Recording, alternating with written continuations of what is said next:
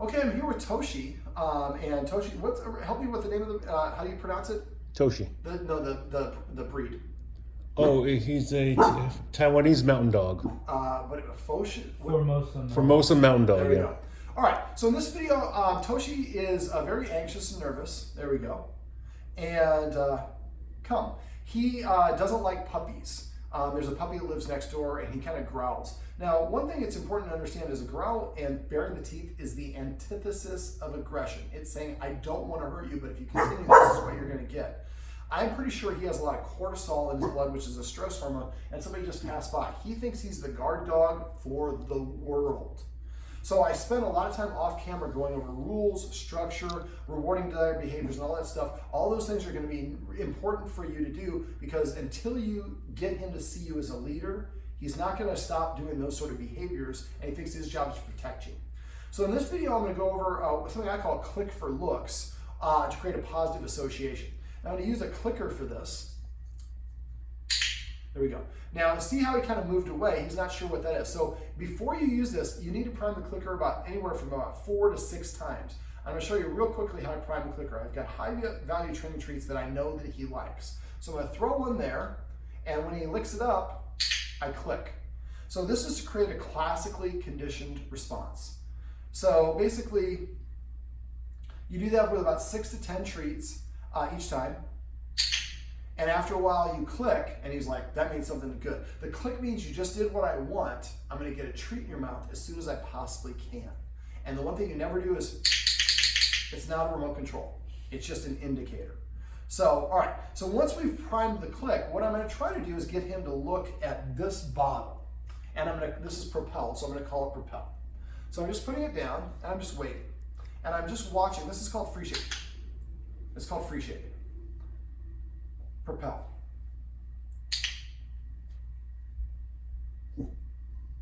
Propel. So what I'm doing is waiting for him to look at it.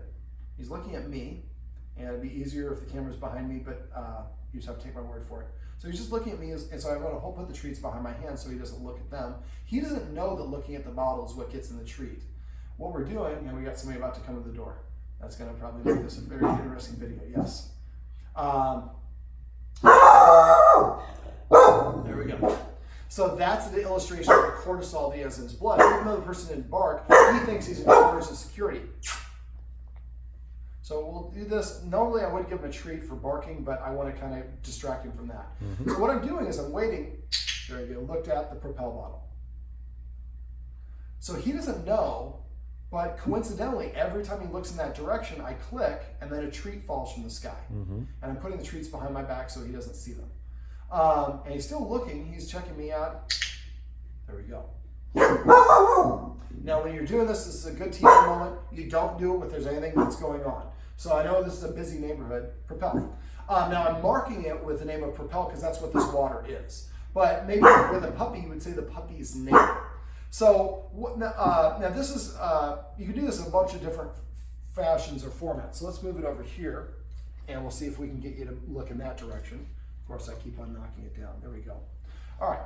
So again, this is something where you create a situation, a scenario where the dog can accidentally stumble across the behavior you want and you reward them for doing it.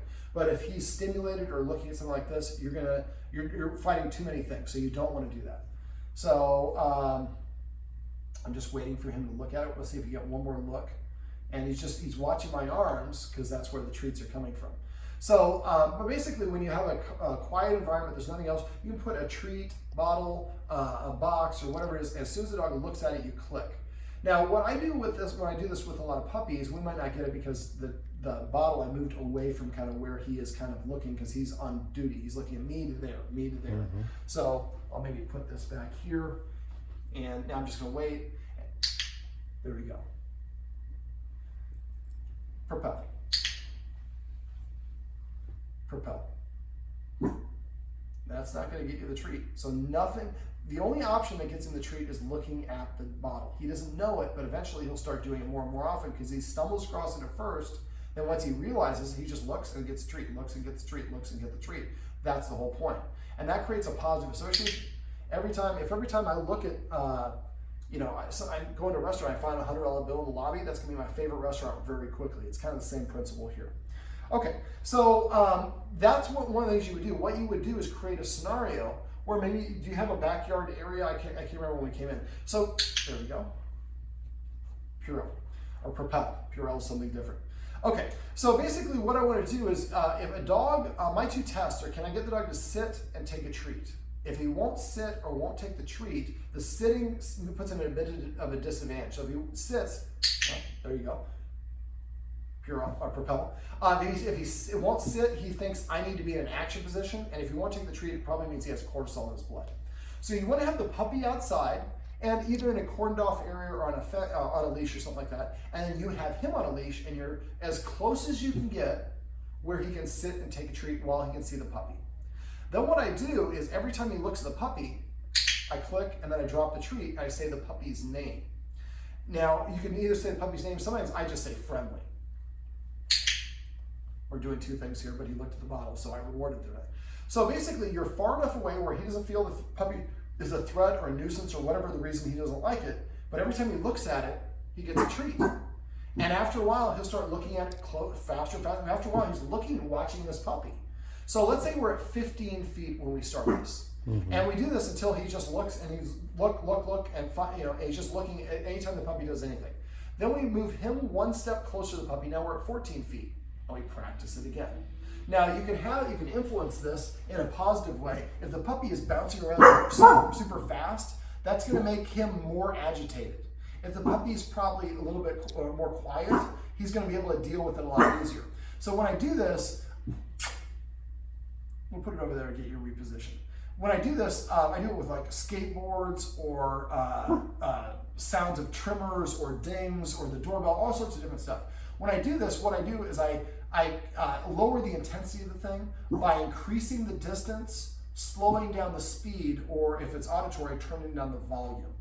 So what we want to do is get him as close as we can where he'll sit and take the treat and we know he feels comfortable. Then at that distance, we have the puppy moving very slowly at first, and every time he looks at it, click and give him a treat, say the puppy's name. You can drop it or you can put it in his mouth directly. Now if he's looking just at you, then maybe step, so the puppy's on the other side and you're throwing the treat if you can.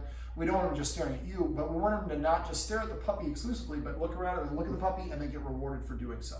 So at first the puppy is just sitting there and he looks at it and click and gets the treat. After a while the puppy stands up, so it's moving a little bit, but it's slowly, he clicks and gets the treat. You can use the same principle for adult dogs as well.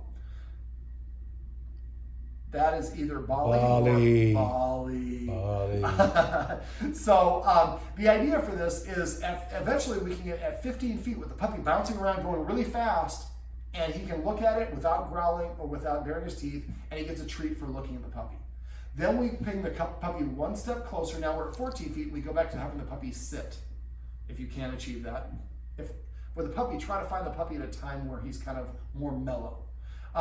So then eventually, again, he's moving faster, and he's faster, and every time he looks at the puppy, he gets a treat, and the puppy gets progressively closer and closer and closer, till eventually the puppy is right here, and he's like, and looking at you to get the treat.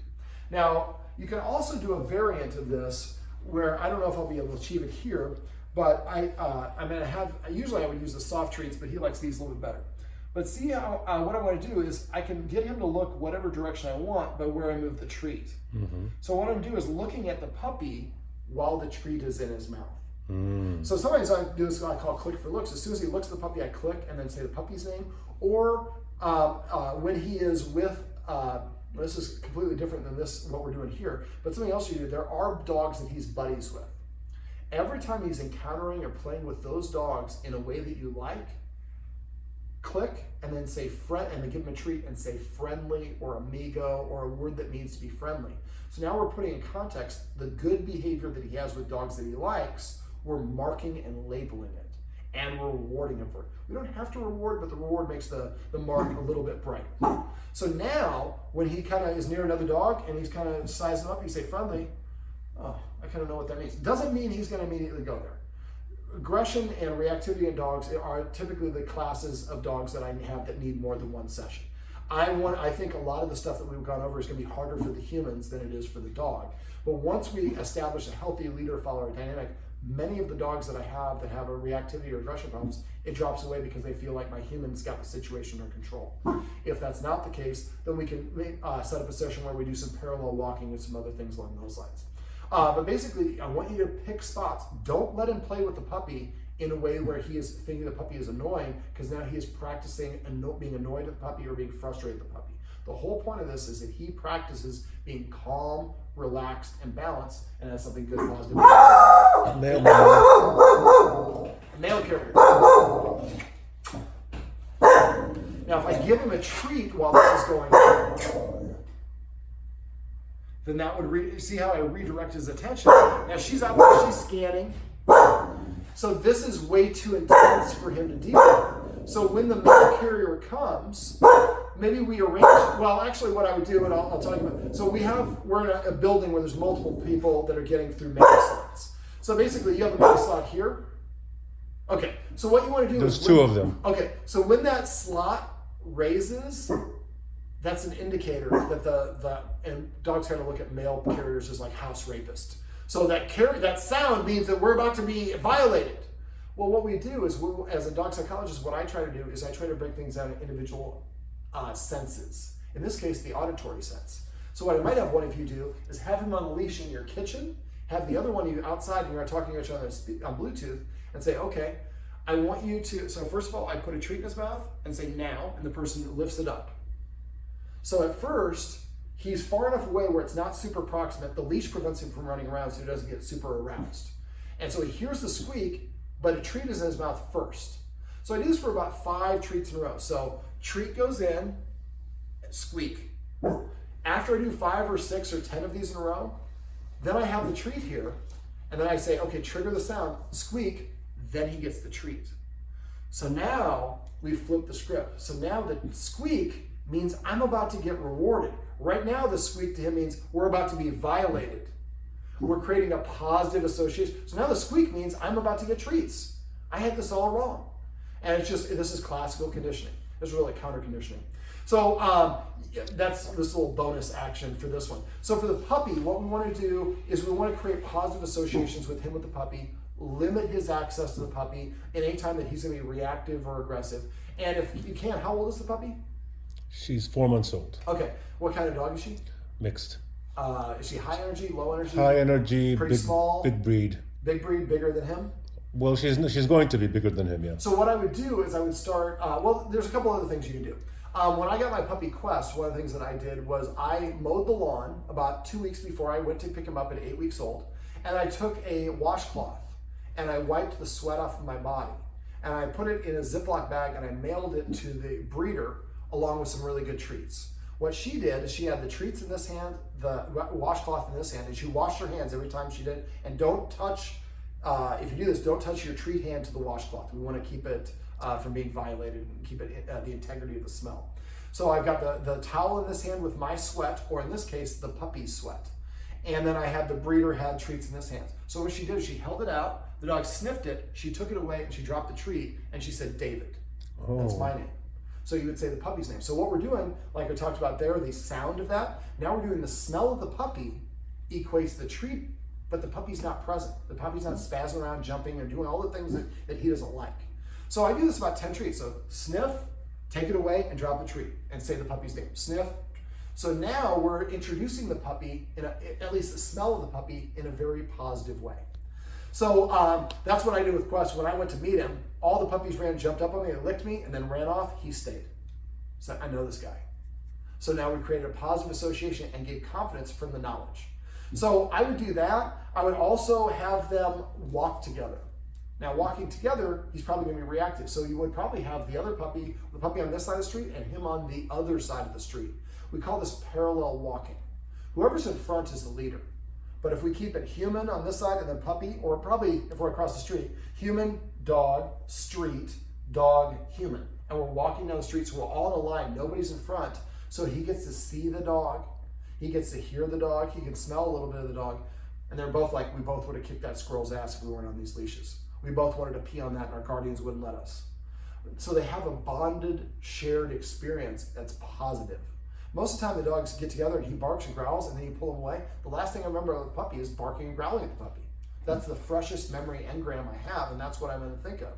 So now we can introduce the smell of the puppy without all the negatives. If the puppy has a collar, I do that as well. Collars, the tags, you make a specific jingle. So then I might do jingle, give him a treat. Jingle, give him a treat. So now the sound of the puppy gets me treats. I know. But this is the cortisol. Until you guys flip the leader-follower dynamic so that he sees that you're in charge of things, we can do all these tricks for the puppy. It's not really going to matter. He has to identify as a follower. Okay, well, this is Toshi, and these are some tips and tricks you can use if you have a dog that is not a big fan of other dogs or puppies.